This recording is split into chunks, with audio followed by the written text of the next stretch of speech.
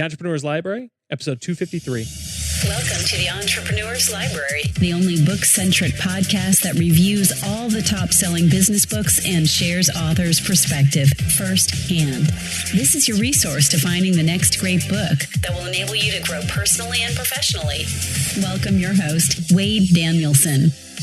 Welcome back to the EL. Today we have Donnie MacLurcan, author of How on Earth, Flourishing in a Not-for-Profit World by 2050. We haven't quite had someone on just yet to really cover this topic the way he does. So I'm interested to get your guys' feedback on what you feel about his topic. I think he does a great job of giving the deep dive. So without further ado, let's bring him on. Welcome, Donnie, and thank you for joining us on the Entrepreneur's Library. Great to be here. Thanks, Wade. Before we jump into your book, How on Earth, will you take just a moment to introduce yourself? Tell us a little bit about you personally. Absolutely. So I'm an Australian who moved to the west coast of the US a couple of years ago. I have a background that spanned a few different fields. I worked as an exercise physiologist for about 8 years, as a sports coach for about 15 years within that. And then I went on and did a PhD looking at the international impacts of nanotechnology. And that really got me interested in issues of international equality and economics and law and the intersections of those. In the time that I was finishing my PhD, I was setting up an Australian organisation that helped people to start, scale and sustain their not-for-profit initiatives. And that's where the intersection of my work in economics and then having established the Post-Growth Institute about 5 years ago now with 9 other co-founders, I then intersected my work in social innovation in Australia with my economics work and looked at how those two things come together in designing new economic systems that are already emerging in many ways. So first off, Donnie, thank you for sharing that. And now let's jump right into your book, How on Earth, Flourishing in a Not-for-Profit World by 2050. Which was made available, and you correct me if I'm wrong, but it's pre-order now, but will be available, mid-August timeframe, 2015, correct? Most likely September, October, Okay. But we're certainly in the pre-order mode, and if you go to howonearth.us, you'll get the synopsis of the book as well as the chapters and more information and talks and podcasts and the like that describe the kind of ideas that we'll be exploring today. Perfect. And Donnie, today, just to preface you, we're going to move quickly. But our whole goal here today is to cover these top questions that the listener, the future reader, would like to get answered before they purchase and dive into your book. And so the first one is, what was the inspiration behind writing How on Earth? The inspiration behind writing How on Earth came in 2009. I was at a conference in Australia where a gentleman got up and spoke about his engineering company called Mayuma, 50 staff, $17 million turnover, working in civil and construction engineering. And then he said the words that changed the course of my life. He said, "And we're not for profit." Now, I'd never heard of or thought of a not-for-profit engineering company.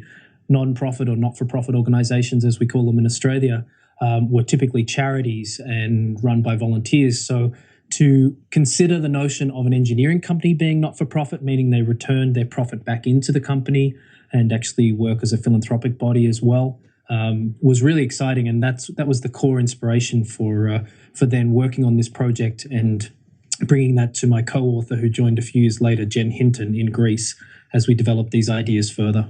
So this next question, I don't know a whole lot of books like this, so this might be simple to answer, but what makes your book different from others regarding the same or similar topic? That's a great question. Typically, we found that models, books that explore ideas for an economy beyond growth or an economy beyond capitalism fall into a number of common traps. So they'll either put out some kind of utopia and say this is the way the world should be, and then be a little vague on the steps that might then be taken. So put out some ideals and values that they see an economy requiring, or they'll put out something that smells very much like state socialism and a return to that kind of approach, and therefore will switch a whole lot of people off from the very outset. What we do with this book is we present a model that's based and building upon existing trends in the global economy, and that is the rise of not-for-profits, as we'll talk about in a little bit, I imagine. And so what we do is we look at a model here that's actually already in movement, already with momentum. We believe that there is a tendency towards these businesses, as we'll explore a little later, actually continuing to outperform the equivalent for-profit businesses, such that we're heading towards a not-for-profit world. And we're hoping with this book to actually expand on that in a way that gives people the agency for how they can contribute to this trend moving faster. So, Donnie, this is going to be kind of a little bit of a different question, because I'm asking, how did you write the book to be read? Is this a book that they can jump in, jump out, cherry picking information? Or the way you wrote it, was it designed to be read from front to back? You know, Wade, it's actually a really great question. I think we've designed this for both of those.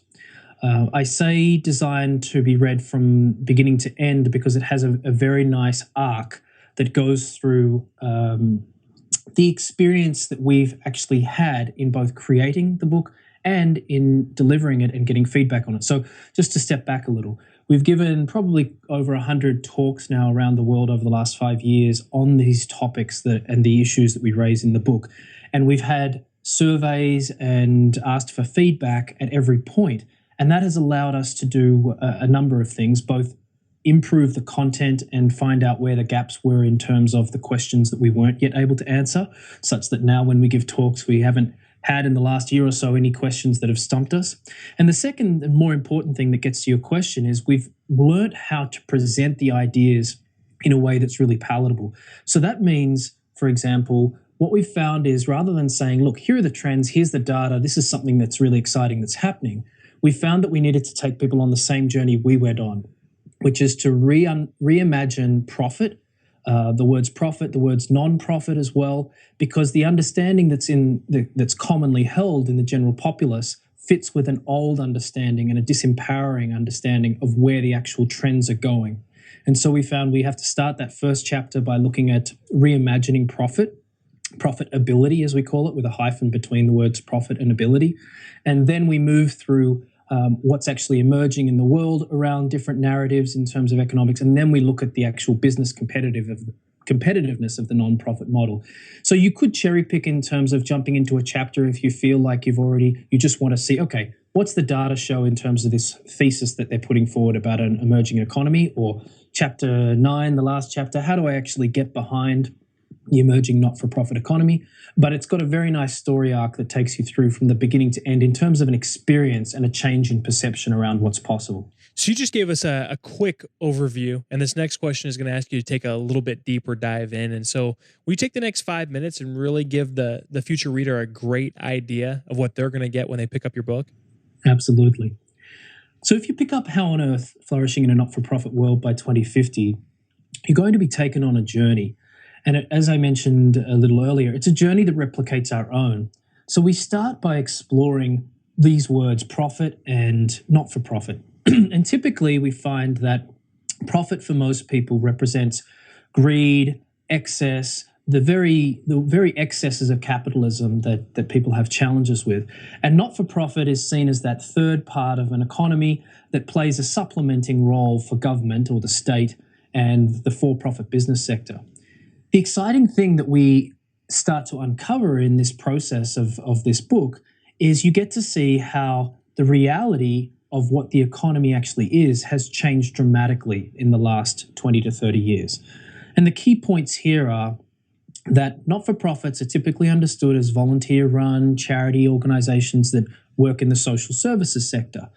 The reality has become that not-for-profit business managers or non-profit managers that run businesses or organizations where the money goes back in to fulfill the missions of their organizations, where purpose is the primary motivation behind the organization, those managers had started to get sick and frustrated that every time that there was an economic downturn, their funding would dry up. So we uncovered some really interesting data about the US, for example, that gets to the heart of what the book's putting forward. Between 2001 and 2011, in real numbers, there were more non-profit organizations added to the US economy than there were for-profit businesses, in real numbers. Not only that, the salaries at these organizations went up faster than the for-profit business salaries went up. And when I say for-profit business, I mean the typical kind of businesses that we understand, an LLC, companies that are listed on the share market, anything where there's equity holders of those companies. And if you make money, you get to reap the benefits of that financially if you so choose not to put money back into the company. So they outperformed in terms of paying greater salaries, in terms of the increase in wages over that period. And they also contributed to GDP faster than GDP was growing itself. In other words, they were taking market share in the economy. Now, how could this possibly be? How could non-profit organizations, in a period that included the 2008 economic downturn, how could they possibly be increasing their economic position? Well, the fact gets to the heart of what our book explores. The fact is, non-profit organizations with their managers sick of that boom and bust cycle that comes with capitalism got into business themselves. They set up businesses underneath them, either as subsidiary companies or as companies sitting within the broader non-profit itself as a project, and they started to make money themselves for their organization. So here in my town, here in Ashland, Oregon, we have a number of nonprofits, and you'd be familiar with, your listeners would be familiar of Goodwill, for example, which relies on donations, indeed, but it actually generates money as a secondhand clothing store that provides jobs and then actually provides some philanthropy and support services for people in need within our community. Here as well, we have the Oregon Shakespeare Festival that gets the majority of its money from running membership and sales of its Shakespeare performances. We have a food cooperative and a credit union that are both not-for-profit organizations, not non-profits in terms of 501c3, but organizations that put money back in. They don't have shareholders as such. Any profit they make goes back into the organizations. These businesses have increased their market share over the last 10 or 15 years. They've increased the amount that they're generating their own revenue, and they're weaning themselves off the for-profit economy in terms of the need for taxation to support them through grants and for philanthropy more generally. In other words, what if businesses that put purpose ahead of profit continue to outperform those that don't? That's the core thesis that we explore in this book. And what we discover is too long to share in just a couple of minutes, but the exciting thing we discover is that as we're heading towards this not-for-profit economy that we envisage by 2050, where all businesses put purpose first and there's no shareholders as the basis for business activity, we discover that the banking system, the finance system, things like debt, interest, fractional reserve banking, limited liability, all these things that are quite destructive in some ways in our very unequal society at the moment, that come off the back of a capitalism that's got out of control. All of these things actually become very functional and effective in an economy that's regenerating by putting money back in rather than extracting it out, which is the fundamental challenge we have at the moment. And in terms of sustainability, we have an economy where money keeps getting sucked out of the real lives that exist at local levels into the back pockets of shareholders, and it often doesn't come back into the real economy. It often gets speculated then in the shadow banking system. And this is about a model and an economics of enough that sees money returned back into community. And the exciting thing is that when we see this, we see service provision increase, we see government and its need for size actually reduce. So you can see an argument for both progressives and conservatives in this process. And we see an economy that can actually function by addressing human need rather than greed, and therein usher in a world that might actually work for all of us, including the sustainability piece when it comes to issues such as climate change that are driven by that overconsumption, never enough mentality and attitude. So, Donnie, you did a fantastic job of breaking down your book for us. I appreciate you doing that. I know that that's not always the easiest thing to do, but you did a phenomenal job. Now I'm going to ask you, I feel like it's a mean question from time to time, but to break it down into one concept. So if the reader could only get one concept or one principle or action item out of your entire book, everything you just took the time to discuss with us, what would you personally want that to be? Well, I'll actually go back to something I shared just before. It's a question. It's to ask this question of yourself. If you're interested in economics, if you're interested in equality, if you're interested in community services or local business, what if businesses that place purpose ahead of profit increasingly outperform those that don't? So that's, you You might have just answered our next question as well, because I think that's definitely quote worthy. But do you have a favorite quote, something that you wrote in your book, or something you and I were talking beforehand because the book's not out just yet? Maybe a quote that you absolutely love that has something to do with the topic that we're discussing. Absolutely. I think Winston Churchill's words about economic systems are really beautiful. He said, "The inherent vice of capitalism is the unequal sharing of blessings. The inherent virtue of socialism is the equal sharing of miseries." In other words, we came through this period of battle between these ideologies, capitalism and state socialism. Both of them fail us. And that's what Winston Churchill was alluding to early on in the process of that tension emerging. The not-for-profit world model that we've developed and that will be elaborated in our book, How on Earth, goes beyond both of those. It takes the best of capitalism. We see a functioning collaborative market economy continue, and we see the provision of social services increase, and we see equality actually rise and inequality reduce through a very simple thing that draws on the best of both of those ideologies, whilst ensuring that we have something that isn't so foreign that it sounds like some kind of utopia. So, Donnie, we're going to put that in the show notes at the elpodcast.com so people can go back and reflect on that. So much of the audience is mobile right now, whether driving or working out or whatnot. So we'll put that in there so they can go back and reflect on it. But this last question, we're going to move away from your book here for a second, and we're going to ask, if there was only one book you could recommend based on the way that it's impacted your life, maybe created a lifestyle shift or a paradigm shift for you, what book would you recommend? That's a great question. I would probably recommend Small is Beautiful by E.F. Schumacher. Interestingly, amongst all our team that is spread across 6 different countries, it's the book that we all read that helped shifted us towards our current thinking around economic futures. And for your readers who maybe aren't aware of it, you might have heard the phrase small is beautiful.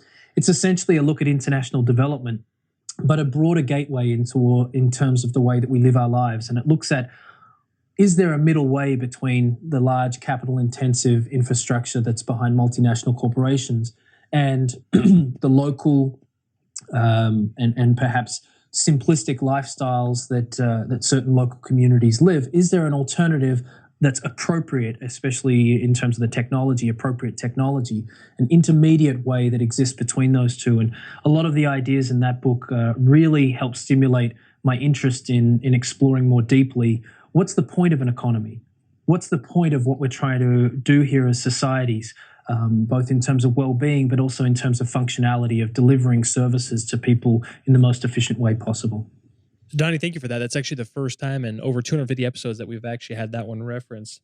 So I always love learning about a new book. But before we depart, can you recommend the best way for our listeners to not only get more information on you, but also get more information on your book, How on Earth? Well, thanks for that opportunity, Wade. You can find out more, including the capacity to pre-order a copy of the book at howonearth.us. That's howonearth.us. And you can find out more about the work of the Post-Growth Institute at postgrowth.org. Excellent, Donnie. We'll put those in the show notes as well so people can go back and reference those. But more than anything, thank you for coming on and sharing your book with us here today. Wade, it was an absolute pleasure. Thank you. Thanks again for listening in today. If you'd like more information on Donnie or his book, How on Earth, check out the show notes at the elpodcast.com. Looking for your next book idea? Head over to the elpodcast.com, where Wade shares his amazing resource, the top 10 business books recommended by over 500 entrepreneurs, with you for free. That's the elpodcast.com. Till the next time, keep it on the EL.